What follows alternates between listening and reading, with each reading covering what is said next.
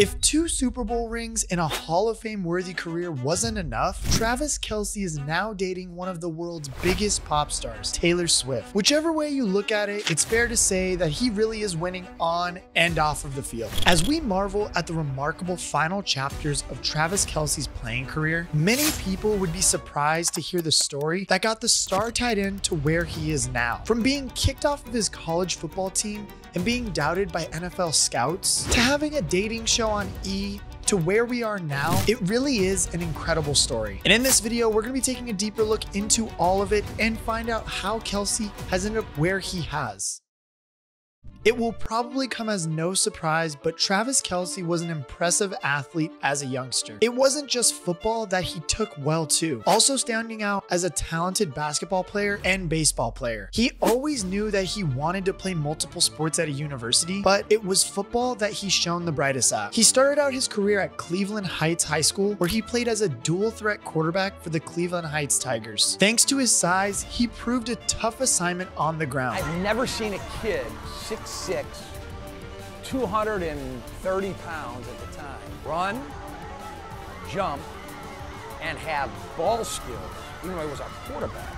In 2007, he racked up 1,016 rushing yards and 10 touchdowns to go along with his 1,523 passing yards and additional 21 touchdowns. This was good enough to earn him all Lake Erie League honors and a scholarship from the University of Cincinnati. It was no surprise that Cincinnati was the destination of Travis's university experience, with his older brother Jason also in attendance. Jason played at left guard, and the boys got the dream opportunity to take the field at the same time in 2009. I was having the time of my life playing quarterback in college with my brother. I'm running right behind his big behind. Unfortunately, Travis struggled to establish himself as a starter, and he would not be featured much. He made a few appearances as a tight end and a quarterback out of the Wildcat formation, but only managed 50 total yards across the whole season. Things took another turn for the worse when he was suspended from the team for the entire 2010 season. I was down there partying, drinking, smoking, trying to enjoy life and doing things that I wasn't supposed to be doing. And the NCAA came with a drug test, and my heart literally just sunk right to the floor. After testing positive for marijuana, head coach Butch Jones came down hard on Kelce. Son, you're off the team. I'm taking your scholarship. You'll never play a down of football here at the University of Cincinnati again. That kind of stuff is inexcusable, and I will not tolerate it on my football team.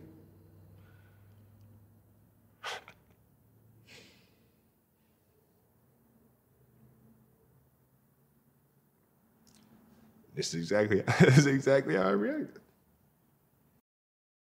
Whilst the harsh decision by Coach Jones sent a 20-year-old Travis Kelce to a new low point in his life, it would ultimately prove a pivotal moment. With his football career in tatters, Travis was taken under the wing of his brother, without whom Travis may not have ended up where he is today. Jason Kelce and Travis moved into a flat so that he could keep an eye on him, before eventually managing to convince the head coach to give Travis another chance. Midway through the spring ball that year, I got a call from Coach Jones, and he said, come meet me in my office. He told me I had to maintain a 3.0.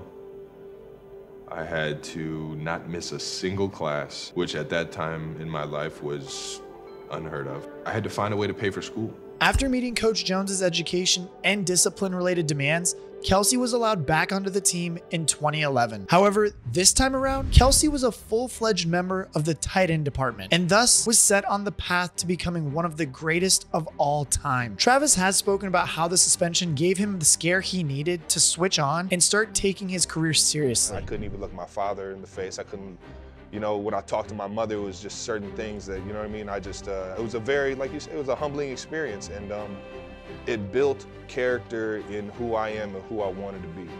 And it's something that, you know, like I said, I wouldn't take it back for the world. Travis showed what he was capable of during his senior season in 2012, recording 45 catches for 722 yards and 8 touchdowns. This was good enough to get him selected as a first-team All-Big East player and winner of the College Football Performance Awards Tight End of the Year for 2012. Most importantly, it also put him on the radar of NFL front offices. Modern day NFL fans knew Kelce as a future Hall of Famer, but his scouting report was far less complimentary and explains why he fell to the 3rd round. Not a tremendously explosive athlete, doesn't come out of his breaks that well.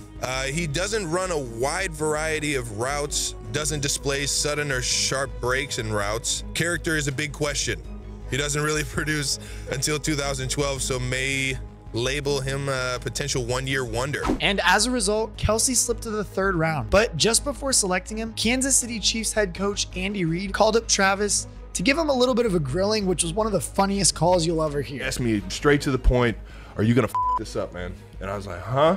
No, I'm not. I'm gonna be the best tight end you've ever coached." He's just like, "All right, hand the phone to your brother." I was like, "What?" If I draft your brother right now, is he gonna screw this up? I was like, "No, sir." This is on you if he does. Exactly. Right? Travis Kelce became a Kansas City Chief after being selected with the 63rd pick in the 2013 NFL Draft. Kelce would unfortunately lose his rookie season to injury, which would prove to be a minor bump in the road to becoming a statistical juggernaut. His first full season as the Chiefs tight end would yield 862 yards and 5 touchdowns, giving the team some much needed stability at the position. He would top 800 yards and 5 touchdowns again in 2015, winning his first Pro Bowl recognition, which is a feat he has achieved almost every single season since. In addition to his Pro Bowl streak starting in 2015, the 2016 season would start a streak of consecutive 1,000-yard seasons that is still going on. During this time, Kelce has been a first-team All-Pro 4 times and a second-team All-Pro 3 more times, also notching up 2 Super Bowl rings. He is the perfect weapon for Andy Reid's creative play calling, who consistently uses Kelce in pre-snap motions and finds many different ways to get him the ball. Reid's play designs combined with Kelce's fluid route running and fearless physicality have made him one of the greatest tight ends to ever grace the gridiron. So much for that draft scouting report, eh? Kelce quickly earned a reputation for being able to take over a game. After the Chiefs pinned him to a new 5-year deal, Travis took the leap in ways that Chiefs fans could not believe. He showed his gratitude for the extension by totaling 1,000 yards for the first time in 2016,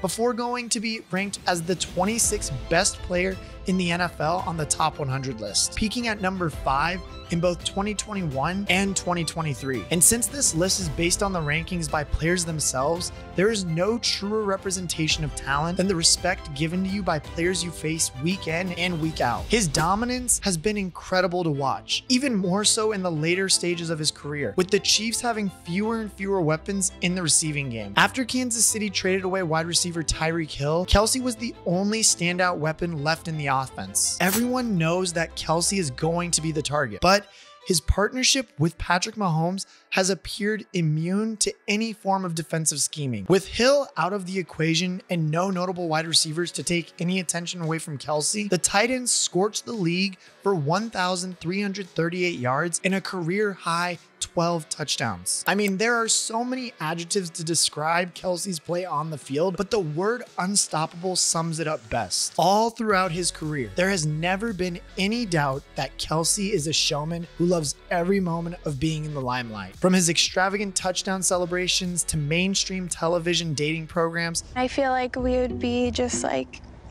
knock 'em dead team. Okay, I hear you. So other than that, I'm